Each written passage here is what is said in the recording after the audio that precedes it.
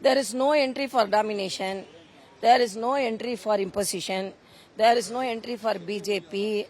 I am telling again, there is no any re-entry for honor killing. There is no re-entry for corruption. There is no re-entry for discrimination of rich students and poor students. No entry for re-entry for dynasty politics. And he is telling that we cannot enter, there is no entry. We will see that DMK faces its exit. So there is no any re-entry for them. There is entry for us, there is no any re-entry for them. That's all I can say, because anti-people government. He is very proudly telling who did all the arrangements? Senthil Balaji. And what are the charges on him? He only filed a case against him. So he should explain to the people of Tamil Nadu why he filed a case against him, corruption charges.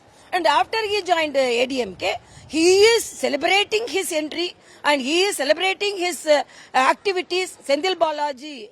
So what is Senthil Balaji? What are the charges on him? More than 7 to 8 ministers are facing corruption charges. What happened to that? And why you are not? Today itself, 127.5 crores has been released for Panchayat administration. But they are not conducting Panchayat elections. They are talking about Manila Urimai, rights of state. But they are not giving rights to the Panchayats.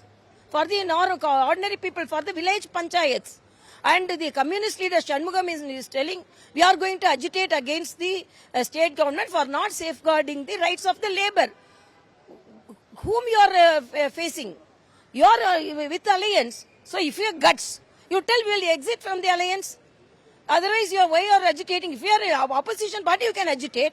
But you are as a part of the government and you are telling you are agitating. So it's high drama is conducted by the DMK alliance, and it is not Mupperum Villa. It is Muptilum Pui Villa, which is the conference of liars. That's all I can say.